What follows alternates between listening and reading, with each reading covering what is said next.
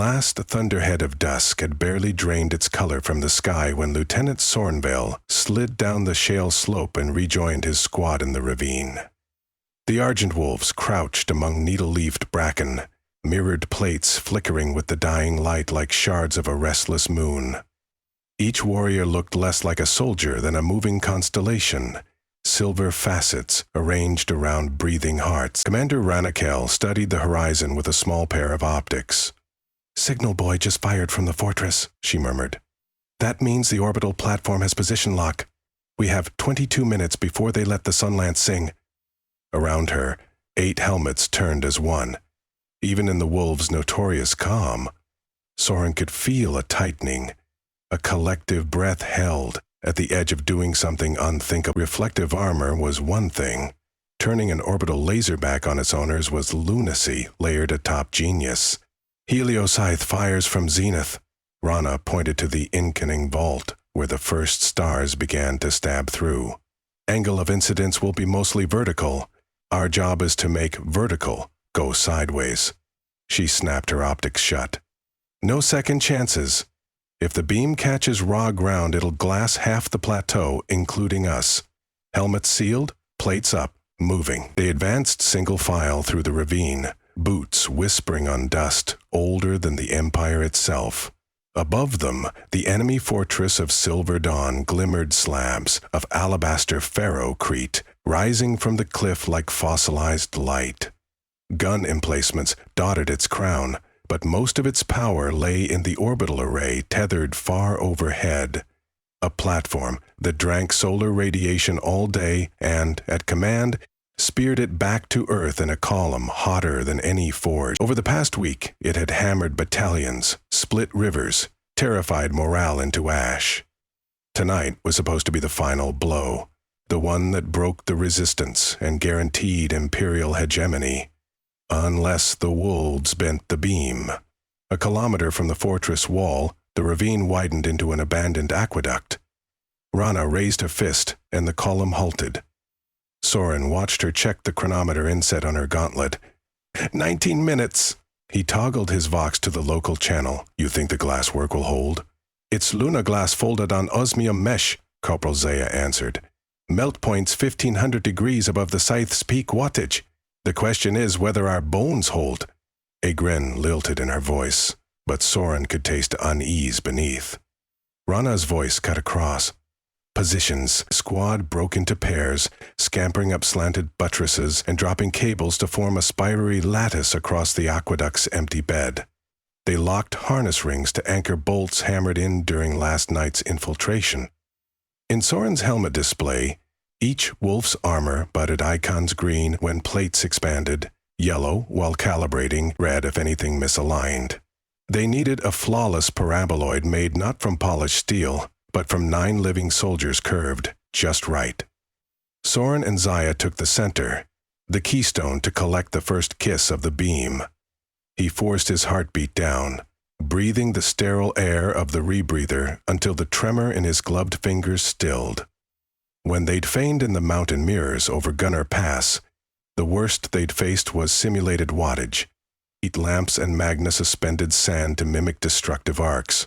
Half those rigs had still slagged, but Commander Ranner had run the numbers, and her numbers usually turned impossibilities into mere catastrophes. The scythe would fire a column 10 meters wide. Each wolf had to present 1.3 square meters of armor to catch the beam, redirecting it along a planned cascade of ricochets that would, at last, tumble sideways into the fortress walls.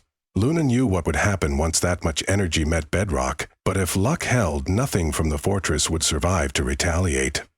18 minutes. A chime pinged Soren's visor. Final alignment ready. Telemetry lines in violet tracked the path the beam should follow. They looked like strokes of neon wind drawing the shape of a god's arrowhead. He craned back to see Rana hanging upside down from an overhead girder, plates locked and glittering. The commander's calm was infuriatingly serene. "This is personal for you, isn't it?" Zaya asked on the encrypted subchannel they reserved for truth. "A little," Soren admitted. "My sister served with the Dawnhold garrison under Captain Levar. She's in there, or was. He felt, rather than saw, Zaya's sympathetic grimace. They had all lost someone to the Empire's starfire. Some had lost entire villages. Today's madness was stitched from shared grief and a stubborn need to answer the sky with something more clever than prayer. A targeting klaxon bloomed from the fortress, a bone-deep whale song that rolled across the plateau.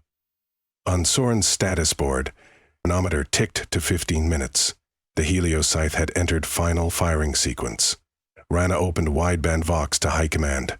Grey Council, this is Wolfpack Actual. Marinet ready. Confirm that our beacon is down. Council's reply came layered with comm crackle. Confirmed. Fortress triangulated. You are weapons free. Copy.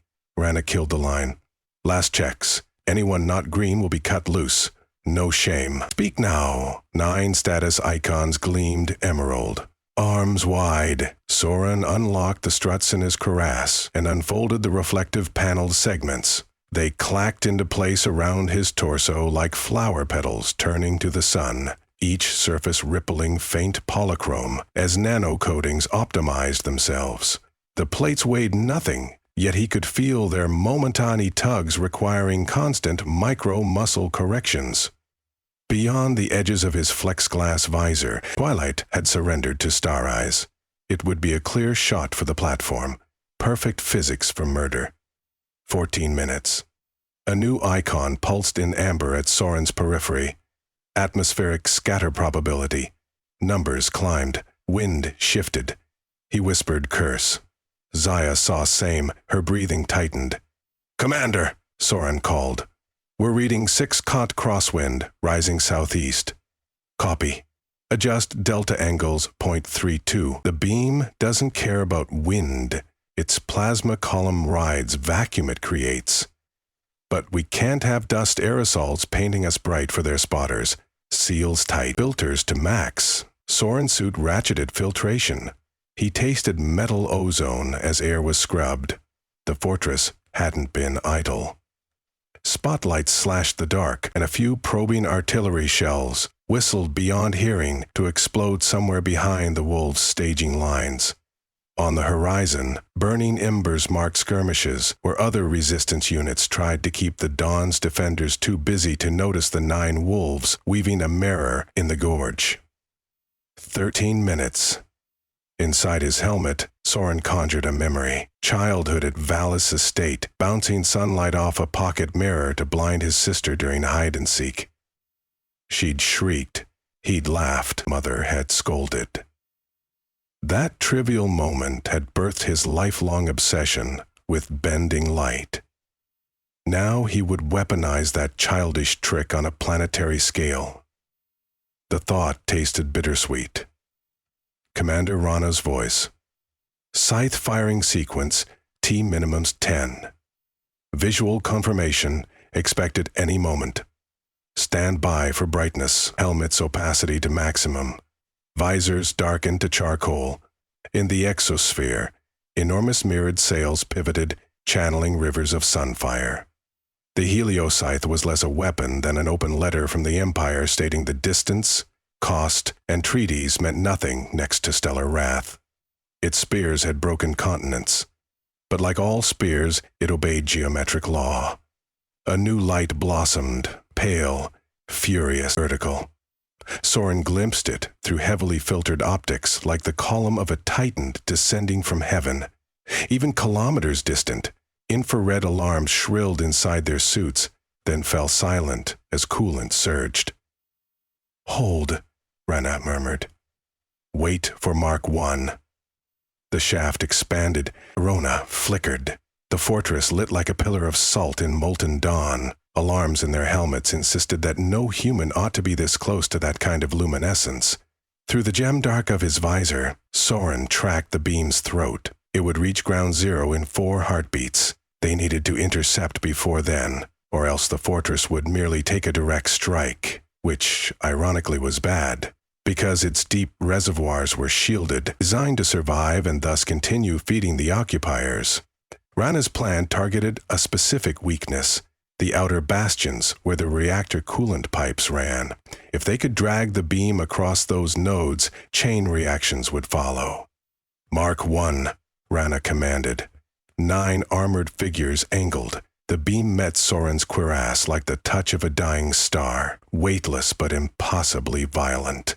Press of screaming light. For a fraction of a second he feared the math wrong. Had the lunaglass melted? But the surface held. Sensors skittered across thresholds, then leveled reflectivity 99.8. The column ricocheted, narrower now, bounding to second. Pear, Rule, and Kara. Their plates flared, then passed the shard on. Each redirection shaving energy, but shaping trajectory. If viewed from afar, a zigzag of blinding white would have seemed to write a rune across the night. Growth. Rage. Redemption. In the ravine, the wolves felt heat soak stone beneath their boots, smelled copper vapor, tasted radiation's bitter spice. Yet, training took over. Suits compensated. Soren tracked telemetry. After 4th bounce, Vector predicted to intersect Fortress Wall at coordinates 23B right, where engineer Intel's placed coolant main. But wind shears earlier had shifted, not the beam but dust plumes. LiDAR scatter predicted fractional diffusion. They'd still hit, but maybe not deep enough. Could they risk an extra ricochet? Each bounce bled megajoules they might need to breach. "Commander," he voxed on SquadNet. "Recommend optional Mirror 5 from my right pauldron. I can split edge to spike intensity." Rana considered milliseconds. The beam hissed across her own plate as she studied numbers. "Do it." Soren flicked a wrist gesture. A microservo lifted a winglet panel, altering reflect angle by 0.12 radians. The beam fractaled main shaft continued to Kara, but a splinter peeled off, stabbing high left toward vent towers perched along the inner curtain. Good. Twin cuts, rather than one dull punch. Beam entry at Fortress came quick. A white snake of starfire raked the alabaster wall. Superheated stone went incandescent. For a heartbeat, nothing happened. Then a thunderclap roiled as coolant lines suddenly breached, flashed to vapor. The fortress exhaled flame through every window, every murder slit. Secondary explosions rippled along ammunition chains. Soren watched the once exquisite bastion blossom into a demented torch. But the Elioscythes still fired. They had maybe 8 seconds before platform sensors registered energy loss or misalignment and shuttered the bloom. Until then, more to do. "Shift beam down slope," Rana barked. Cut their evac route. Plates twisted. Wolves screamed inside as G-forces wrenched harnessed torsos. The bouncing column flicked, carving a trench of liquid glass across the courtyard where troops had begun to rally. Every banner, every armored crawler caught in its path became silhouettes, which then flaked apart like burned leaves. Farther along, the beam slapped a fuel depot. The detonation thundered so loud Soren thought his heart burst. "Scythe is cycling down," Rule yelled. "We got their attention."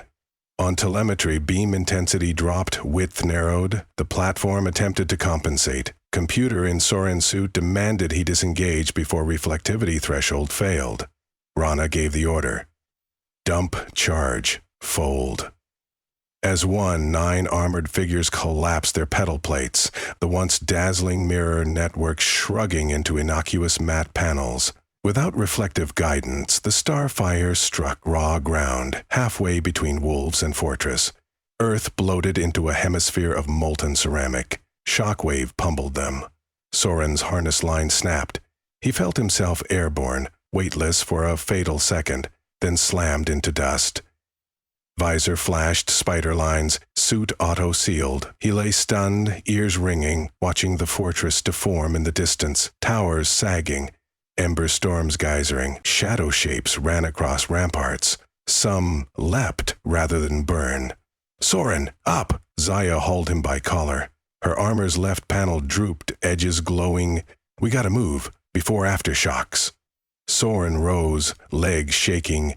The ravine was now stippled with molten pits, steam roiling. He counted heads himself. Zaya, Rule, Kara, Jex, Lorma, Rana. Where was Nox? A silhouette on far ledge flared orange, then tumbled. Nox's line had failed like Soren's, but with worse luck. The wolf code thrummed inside Soren. We howl later. Commander Rana's voice, cracked yet steady. Mission success. Fortress neutralized. Scythe offline for recalibration at least 2 hours. Extraction vector Delta. Wolves on me. They scrambled through shattered aqueduct ruins, heat distorting world into nightmare prisms. Soren checked local radiation, acceptable for short exposure but climbing. His boots squelched in fresh glass that flowed like honey, then hardened mid-step.